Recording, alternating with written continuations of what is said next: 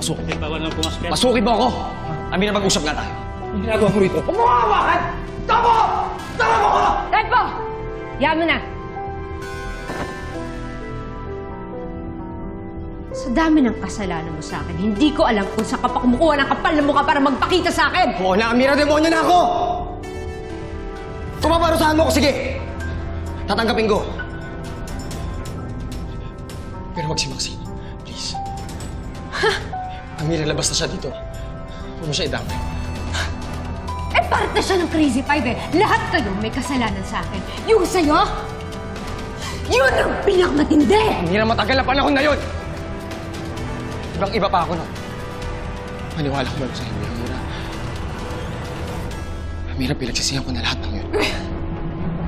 Pagsisisi? Saan mapupunta pagsisisi mo, ha? Oo, Daddy Ray. Pero araw-araw, dala ko yun. Dahil binaboy mong pagkatao ko.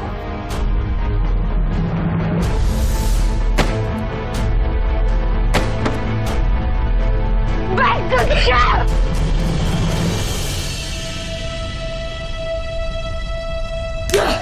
Hayop ka! Tempo. Amira, nakikiusap ako sa'yo. Amira, wag si Maxine.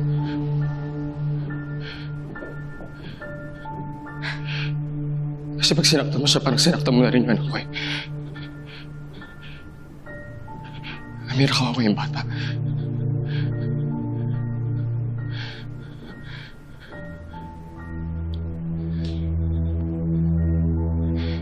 Buti pa sana kung pinag-uusapan natin dito yung mga walang hiyang ginawa niyo sa akin sa university.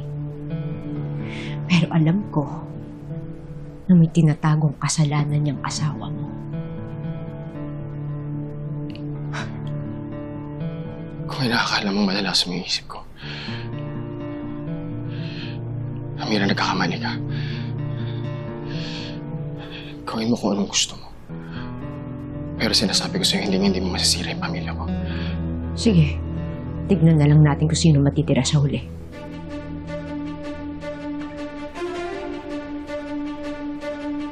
Galingan niyo. Dahil gagalingan ko.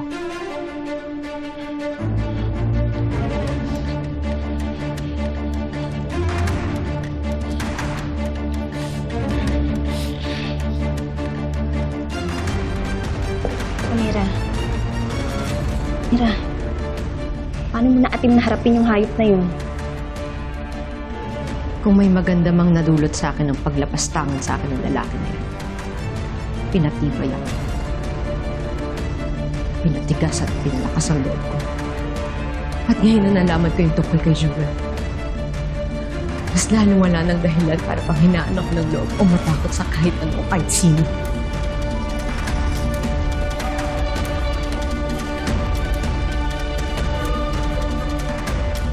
Dahan-dahan. Finally, makakauwi na ako galing ospital. Akala ko kasi tatagal ako ng 1 linggo. Sa gawin mo lang sinasabi ng doktor, bibilis yung recovery mo. Pero bulag na ako sa isang mata. Kasi ngayon lang inapala mo eh. Sa tindi ng galit sa'yo ni Amira. Kinumpronta ko siya pagkatapos ng ginawa niya sa'yo. Yung sinasabi siya na sinisikreto mo daw. Ano yun? Don't tell me na naniniwala ka sa sinasabi ng buwang yun. Mahirap na sagutin yung tanong. Ba't di mo sagutin? Seb, please!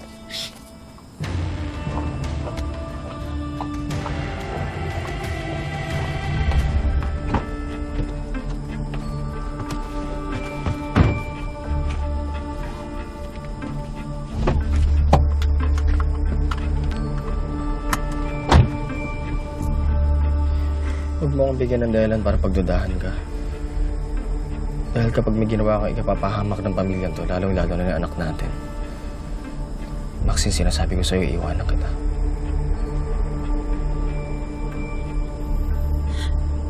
Sa pang pagsisinungaling mo, iwanan talaga namin ikaw ni Joel.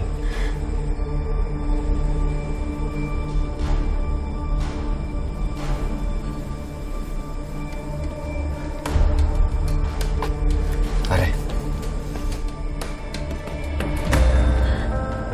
Ano ba mo rito? tinawagan ako ni Maxine. Hindi mo daw sinasagot yung tawag. Kung susundin mo siya o hindi. Kaso nakita ko mukhang may pinagtatalunan yata kayo eh. May problema ba? Anong nilang? Ha? Ano, di mo sasagutin yung tanong ko? Hindi natin anak si Jewel!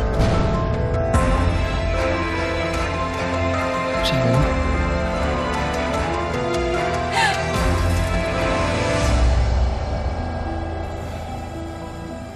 Di ba nagbuntis ka? Sabi mo ako yung ama.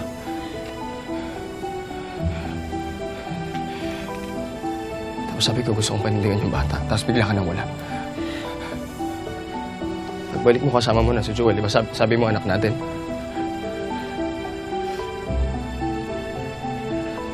Di ba? I'm sorry, Seb. Nung nagtago ako, natuntun ako ni Tito Santi. Wala bang nakakaalam sa kanila? Kailan ka ba manganganak? Dapat this week po, hindi ako nakunan. Tutulungan kita. May kilala ako. Gusto niya ibenta ang anak niya. Ilang araw pa lang ang bata. Hindi ko tinanong kay Tito Santi kung saan galing yung bata. Dahil importante sa akin, may maipakita ko sa yung bata para hindi mo ko iwan. Hindi. Anak ko si Joel.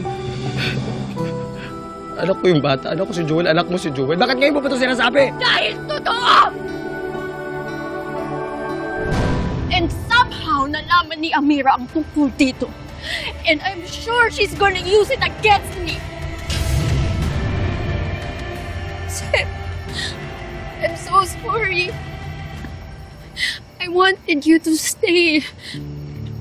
Dahil mahal na mahal kita. Naging mabuting asawa naman ako sa'yo, di ba?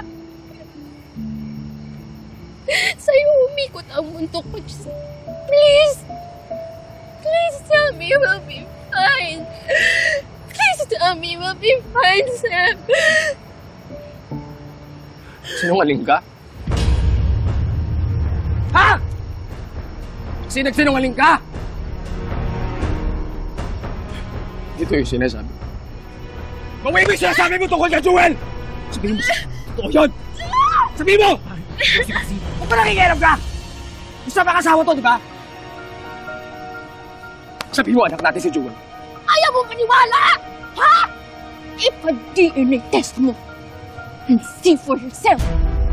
Ako naniniwala siya. Sabihin mo hindi totoo. Sabihin mo anak natin si Joel! Sabihin mo! Sabihin mo!